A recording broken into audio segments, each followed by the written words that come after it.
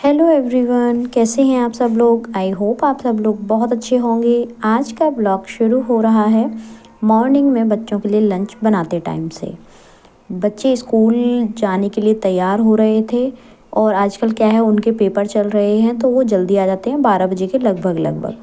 तो बस कुछ हल्का रखना था, ज़्यादा टिफ़िन नहीं रखना था, क्योंकि बच्चे ये बोल रहे थे कि टाइम नहीं मिलता है खाने का, तो आप कुछ थोड़ा बहुत रख दीजिए। तो बस मैंने थोड़े चने रखे हुए थे, उनको बना दिए। प्याज और ना टमाटर काट के अलग रख दिए, मिक्स कर देती हूँ। तो ये क्या है, थोड़े से सॉफ्ट जैसे हो जाते हैं चने, हार्ड और कुरकुरे नहीं रहते हैं। तो इनको अलग रख देती हूँ, नींबू इनमें डाल देती हूँ। और ना एक थोड़ा सा बर्फ़ी रखी हुई थी, तो एक एक पीस दोनों के में रख दिया मैंने, और पानी की बोतल भर के दे दिया। फिर उसके बाद चाय रख दी थी अपनी और मम्मी की। मम्मी उठ गई थी और ना इंतज़ार कर रही थी बच्चों की ऑटो का, कि बच्चे ऑटो में बैठा दें, उसके बाद चाय पिएं। मैं क्या करती हूँ, पहले बच्चों को तैयार कर देती हूँ, बच्चों को नीचे भेज देती हूँ। फिर उसके बाद अपनी और मम्मी की चाय बनाती हूँ। पापा जी की चाय पहले ही बन जाती है, जब मैं उठती हूँ ना वैसे ही। सबसे पहले पापा जी 6 बजे के लगभग चाय पीते हैं, तो बस उस समय वो बन जाती है। और उसके बाद जो मेरी और मम्मी की बनती है वो बनती है जब बच्चे चले जाते हैं। क्योंकि देखिए, बच्चों को तैयार करने में इधर उधर कहीं लंच बनाना है, कहीं उनका बैग देखना है, बॉटल देखनी है, उन्होंने कपड़े ठीक तरीके से पहने या नहीं पहने, ये सारी चीज़ें देखनी होती। तो उस समय रिलैक्स होकर चाय नहीं पी पाते, इसलिए फिर बाद में मैं और मम्मी साथ में बैठ के चाय पीते हैं। मम्मी देख रही हैं ये कि बच्चे गए या अभी नीचे ही खड़े हुए हैं। फिर उसके बाद चाय पीने के बाद मैंने नहा के अपना सारे जो रूटीन क्लीनिंग होती है वो सारे काम ख़त्म करके, नहाने के बाद मैं आ गई थी किचन में। और फिर मैंने सब्ज़ी छोंक दी थी। आप देखते होंगे ना, मेरे यहाँ आलू टमाटर की सब्ज़ी ज़्यादा बनती है। देखिए क्या होता है कि जैसे बच्चों का घर होता है ना, बच्चों को ज़्यादातर दाल आलू ये सारी चीज़ें बहुत पसंद होती हैं। तो ज़्यादातर आलू की सब्ज़ी तो बनती ही बनती है, क्योंकि बच्चों का पेट भर जाए, अच्छे से खाना खा लें। क्योंकि कई बार ये होता है कि मैं जब ऑफिस से लौट के आती हूँ तो मम्मी बताती हैं कि इन्होंने अच्छे से खाना नहीं खाया। तो उसका रीज़न मुझे समझ में आता है कि अगर उनकी पसंद की कोई सब्ज़ी मिल जाए उनको, तो वो अच्छे से खाना खा लेते हैं।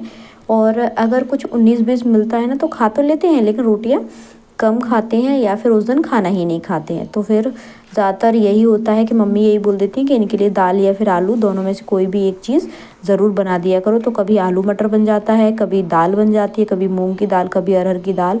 इस तरह से ऐसे करके मैं बना देती हूँ। और जैसे अगर सुबह मॉर्निंग की कोई सब्ज़ी रखी है, आलू की सब्ज़ी रखी है या फिर थोड़ी बहुत दाल रखी है, तो फिर शाम को नहीं बनाना पड़ता है। ठीक है। और बच्चों को कौन सी आलू की सब्ज़ी पसंद होती है, उनको ना खड़े आलू वाली जो सब्ज़ी बनती है ना, भंडारे टाइप की, वो पसंद होती है। तो मेरी कोशिश यही रहती है कि ज़्यादातर मैं उनके लिए बना दूँ।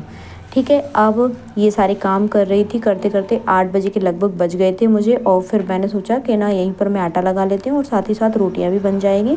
पापा जी का नाश्ते का टाइम हो रहा था, उससे पहले मैंने सोचा मैं आटा लगा के रख देती हूँ, उसके बाद मैं नाश्ता बनाऊँगी। क्योंकि बच्चे तो चले ही गए थे, तो बच्चों के लिए तो नाश्ता बनाना नहीं था, पापा जी के लिए बनाना था। तो बस मैंने सोचा कि अपने जादुई यंत्र में बनाती हूँ। किचन का जो काम मेरा आसान कर देता है वो यंत्र है मेरी छोटी सी कढ़ाई। कई बार उसमें ये होता है कि मॉर्निंग में बच्चों के लिए जब मुझे लंच बनाना होता है ना, तो कभी पूड़ियाँ उसमें सेक लेती हूँ, कभी उसमें पोहा बन जाता है, कभी उसमें थोड़ी सी सब्जी भी बन जाती है। ये है मेरी वो कढ़ाई जो मेरे हमेशा काम आती है। क्या छोटी मोटी चीज़ों के लिए अब बड़ी कढ़ाई क्या रखो, तो ये हमेशा मेरे लिए काम कर जाती है। और फटाफट इसमें बहुत जल्दी बन भी जाता है कोई भी चीज़ जो बनाना है। तो मैंने पोहा बना लिए। मैं क्या करती हूँ, पहले पोहा को थोड़ा सा अच्छे से धो के और थोड़ी देर के लिए रेस्ट करने के लिए रख देती हूँ, तो वो अच्छे से फूल जाता है। और फिर उसमें नमक और हल्दी मिला के, फिर उसके बाद इसमें जीरा और हरी मिर्च और डाल देती हूँ क्या, मूंगफली। ये सब डालने के बाद फिर पोहा इसमें डाल दिया, प्याज डाल दी। ये सब करके ऐसे करके सिंपल तरीके से पोहा बन जाता है और जल्दी बन जाता है छोटी कढ़ाई में। पापा जी अकेले खाने वाले थे, तो बस इसीलिए ना मैंने इसी में बना लिया। और इसमें इतना क्वांटिटी में बन गया था कि मम्मी पापा जी के लिए, दोनों के लिए हो गया था। और थोड़ा सा मतलब 2-4 चम्मच बच भी गया था। तो इसलिए ना छोटा बर्तन भी बड़ा काम कर जाता है हमारी किचन में। सोच रही थी बस पोहा जल्दी से बन जाए, फिर आटा लग ही गया था, बस रोटियां सेक लूँगी और ना मम्मी पापा जी के लिए सेक के रख जाऊँगी, बच्चों के लिए और हस्बैंड के लिए लंच पैक कर दूँगी। बस यही मॉर्निंग का सबसे बड़ा टास्क होता है कि ये कुछ काम है जो बहुत ज़रूरी हैं वो कंप्लीट हो जाएं, उसके बाद थोड़ी सी राहत की सांस मिलती है। एक तो सबसे मेन ज़रूरी जो काम रहता है वो रहता है नाश्ता पापा जी का, बच्चों को स्कूल भेजना और हस्बैंड का लंच पैक करना। ये सबसे ज़्यादा मेन काम होता है। और ना फिर सबके लिए रोटियां सेक कर रख जाना, ये काम पहले हो जाता है। अब ये काम पहले कैसे होंगे, जब आप जल्दी उठ के काम शुरू कर देंगे। लेट होंगे तो भाई कुछ भी काम नहीं हो पाता है। अगर आप लेट उठेंगे लेट काम होंगे, इसीलिए बहुत ज़रूरी है, वर्किंग वुमेन हो चाहे आप हाउस वाइफ हो, सुबह जल्दी उठना है ना। तो बस मैं क्या है कर रही थी, तैयार होना शुरू कर दिया था मैंने। और बीच बीच में बेटा जी आ रहे थे बार बार, क्योंकि बिटिया रानी चली गई थी स्कूल, उसका एग्ज़ाम है और आज इनका ब्रेक है, मतलब बीच में छुट्टी है। एग्ज़ाम जैसे चल रहे हैं ना, तो बेटा जी के चल रहे हैं, सॉरी बिटिया रानी के एग्ज़ाम चल रहे हैं और बेटा जी की छुट्टी है। ऐसे करके अल्टरनेट चल रहा है अभी इन लोगों का। तो बस ये बार बार आ रहे थे बीच बीच में और मैं ऑफ़िस के लिए तैयार हो रही थी। इनकी छुट्टी होती है तब इनका मन ये होता है कि माँ ऑफ़िस ना जाए, लेकिन ऐसा पॉसिबल नहीं होता है। मैं उनको समझा देती हूँ कि बेटा ऐसा नहीं होता है, ऑफ़िस तो रोज़ जाना ही पड़ता है। तो बस ऑफ़िस के लिए हो गई थी मैं तैयार। फिर बस मैं बाहर ही निकल रही थी, फिर मुझे याद आया कि बाहर पापा जी हैं, तो भाई सर पे दुपट्टा सबसे पहले डाल लो, उसके बाद बाहर निकलो। तो बस यही सोचकर मैंने दुपट्टा डाला और अपना जो धूप से प्रकोप से जो बचना था उसके लिए अपने साधन पहन लिए, सॉक्स पहन लिए और हाथों में ग्लव्स पहन लिए बस, और चश्मा पहन लिया। वो बात अलग है कि चश्मा मैं अभी निकाल के बैग में रख लेती हूँ और जब नीचे जाती हूँ, बाहर निकल जाती हूँ, जब एक्टिवा पे पहुँच जाती हूँ अपनी टुक पे, तब जाके मैं चश्मा लगाती हूँ और ना अपना फेस कवर कर लेती हूँ। जब घर से निकलती हूँ तब ऐसे ही निकलती हूँ, क्योंकि देखिए ऐसे करके नहीं निकल सकते ना कि चश्मा लगा लो फेस कवर कर लो फिर इस टाइप से निकलो, तो थोड़ा सा नहीं निकल पाती हूँ। ये लगता है ना, मन में लगता है कि शायद मम्मी पापा जी को नहीं अच्छा लगेगा, तो इसलिए फिर बस मैं पहुँच गई थी ऑफ़िस। और ये देखिए मैंने ऑफ़िस में जाके थोड़ी सी छोटी सी क्लिप शूट कर ली और अपना काम शुरू कर दिया था। ऐसा करके देखिए, ये देखिए आपको दिख रहा है ना, ये मैंने थोड़े से पेपर्स वगैरह ये सारी चीज़ें निकाल ली थी। मैंने सोचा आज जो ज़रूरी काम है वो ख़त्म करने हैं, क्योंकि मुझे आज जाना था अपने नए घर पे भी, क्योंकि वहाँ सामान रखा हुआ था, उसको देखना था कि कहीं कोई चीज़ गड़बड़ तो नहीं हो रही, ख़राब तो नहीं या हो रही, या फिर पानी बरस जाए तो कहीं कोई चीज़ भीग तो नहीं जाएगी, इस तरह से। तो बस इसीलिए मैं थोड़ी देर के लिए वहाँ भी चली गई थी अपनी सत्यम में। अभी बीच में क्या हुआ था कि इतनी तेज़ धूप हो रही है, इतनी गर्मी हो रही है, सब कुछ हो रहा है, लेकिन फिर भी बीच में थोड़ा सा पानी गिर गया था। तो बस यही लगा था कि कोई चीज़ वहाँ पर जो रखी है वो ख़राब तो नहीं हो गई है, तो यही देखने के लिए आई थी। बाकी 3 कट्टे जो सीमेंट थी वो लेबर ने अंदर नहीं रखी थी, तो वो ख़राब हो गई है। अब क्या ही कर सकते हैं, अब ख़राब तो हो गई है। बस देखा तो थोड़ा सा लगा यार नुकसान हो गया ये, लेकिन अब कोई बात नहीं, हो गया तो हो गया, अब कुछ कर भी नहीं सकते। उन लोगों से कहा भी कि कम से कम आप इसको अंदर रख देते, लेकिन फिर बोले कि अगली बार से ध्यान रखेंगे, गलती हो गई ऐसा करके। फिर उसके बाद मैं ये सारी चीज़ें करके हम लोग आ गए थे घर पे, हस्बैंड भी थे साथ में। तो फिर उसके बाद अब घर आके देखा तो जो बाहर की दीवार थी उस पर पेंटर लगा गए थे घर पे, तो वो पेंट कर रहा था। मॉर्निंग में ही हस्बैंड ने बोल दिया था, तो मॉर्निंग में वो काम शुरू हो गया था। जब वहाँ से सत्यम से लौट के आए थे और अपने अपने वर्किंग प्लेस से लौट कर आए थे, तो हमें पूरा पेंट किया हुआ मिल गया। ये फ़ायदा है मम्मी पापा के घर पे रहने का। अब वो थे इसीलिए हमने पेंटर लगा लिया और बाहर की पूरी दीवार उसने पेंट कर दी। नहीं तो अगर मम्मी पापा जी नहीं होते तो अकेला वो काम नहीं करता, क्योंकि देखिए इन लोगों को कई बार बहुत सारे सामान की ज़रूरत पड़ती है, कहीं कुछ कहीं कुछ कहीं कुछ, तो कौन ही देता, हम दोनों ऑफिस चले जाते। तो लगा कि चलो मम्मी पापा हैं तो ये काम हो गया। फिर उसके बाद जब उसने पुट्टी की थी बाहर, तो थोड़ी पुट्टी बच गई थी। अब मम्मी ने बोला कि ये जो दराज दिख रही हैं ये सारी चीज़ें इनमें लगा दो रानू।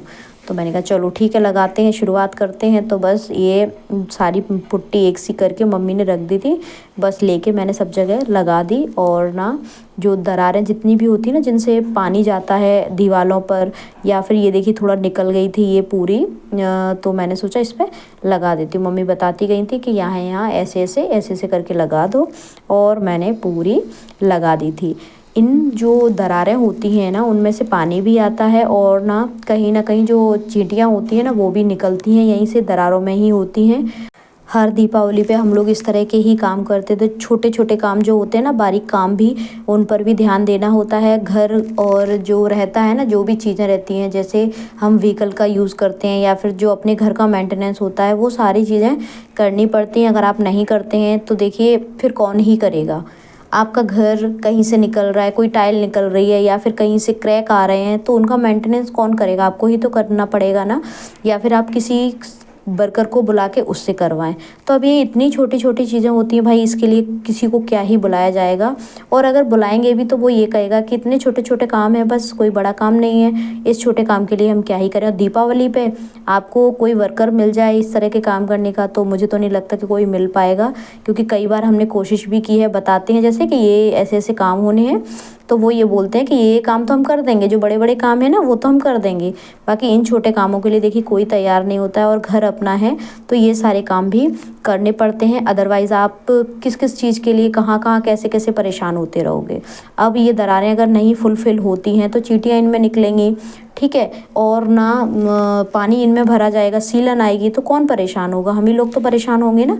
तो इसीलिए हम ही लोगों को इलाज करना पड़ेगा। तो दोनों पति पत्नी मिलके लग जाते हैं इन सब कामों में, छोटे छोटे कामों में।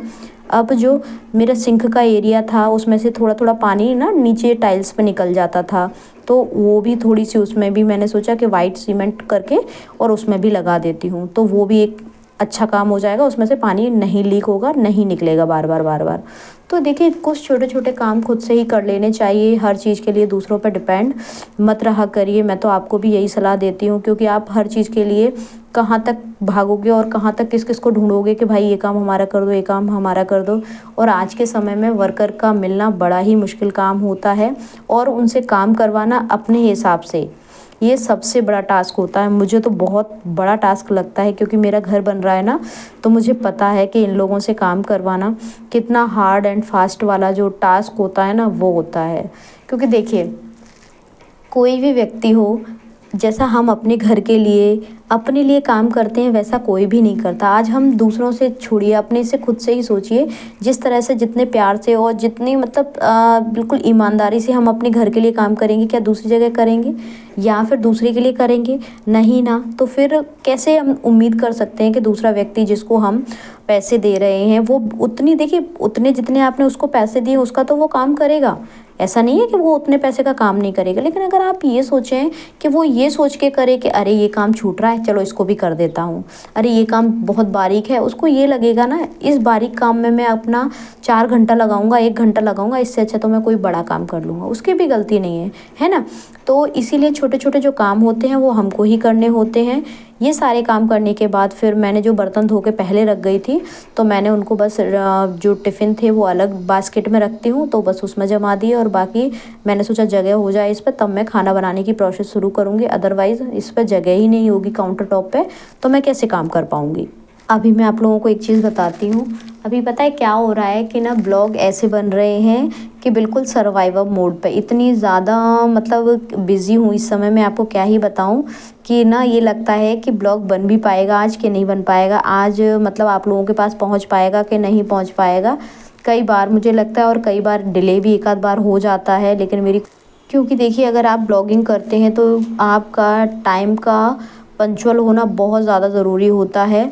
अगर आप मतलब अगर आप अल्टरनेट ब्लॉग डालते हैं तो आपको अल्टरनेट ही ब्लॉग डालने पड़ेंगे। आप पर डे डालते हैं तो आपको पर डे ही ब्लॉग डालने पड़ेंगे, क्योंकि क्या होता है यूट्यूब की जो एल्गोरिथम होती है उसमें आपका वीडियो एक बार सेट हो जाता है, टाइमिंग सेट हो जाता है, तो फिर उस हिसाब से रीच आपकी बढ़ा देता है। और अगर आपने टाइमिंग का ध्यान नहीं रखा और आपने जैसे आज वीडियो डाल दिया और कल नहीं डाल पाया और आपने फिर परसों डाला, नरसों डाला और कभी कभी आपने डेली डाल दिया, तो यूट्यूब क्या होता है इससे रीच ना आपकी घटा देता है। कई लोगों के पास तो आपकी नोटिफिकेशन ही नहीं जाती वीडियो की। तो इसलिए अगर आप ब्लॉगिंग करते हैं या फिर यूट्यूब पर हैं तो कोशिश ये करें जो आपकी कंसिस्टेंसी है उसे बरकरार रखें। लगातार जिस हिसाब से आप ब्लॉग बनाते हैं, जिस हिसाब से आप वीडियो अपलोड करते हैं, उस हिसाब से आप अपने वीडियो हमेशा डालते रहें। क्योंकि देखिए आपको ना नौकरी में एक बार छुट्टी मिल सकती है, लेकिन आपको अगर आप यूट्यूब पर हैं तो आपको यहाँ छुट्टी नहीं मिल सकती है। आपको यहाँ पर तो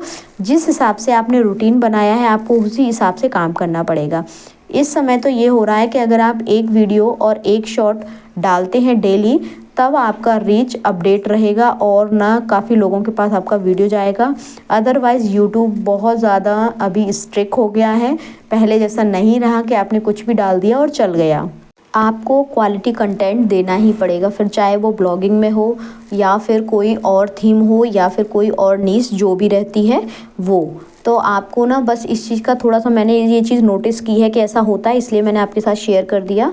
अब क्या हुआ था, आपसे बातें करते करते मेरा नंबर लग गया था रोटी बनाने का, बस पापा जी को खाना खिलाने का। तो मैंने सोचा कि पहले पापा जी को खिला देती हूँ, फिर उसके बाद सब लोगों के लिए रोटियां सेक के रख लूँगी, देन दूसरे कामों में लगूंगी। अभी आजकल ऐसा हो रहा है, दीपावली के काम जब से शुरू हुए हैं तो मैं खाना जब पापा जी के लिए बनाती हूँ तभी रोटियां सबकी सेक के रख लेती हूँ।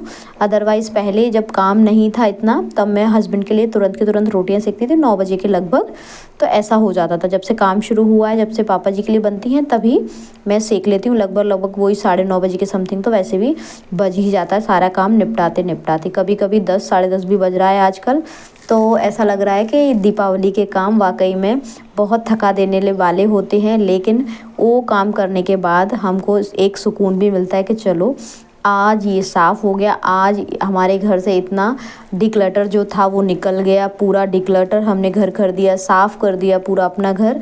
तो थोड़ा एक सेटिस्फेक्शन भी होता है, थकान तो होती ही होती है, लेकिन उसके साथ सेटिस्फेक्शन भी होता है। जब हम बिस्तर पर जाते हैं तब लगता है हाँ आज एक रूम साफ़ हो गया, अरे वाह आज किचन साफ़ हो गई, अरे वाह आज एक छोटा मोटा ये काम ख़त्म कर दिया, है ना जी। आई होप आपको ब्लॉग पसंद आया होगा। Thank you.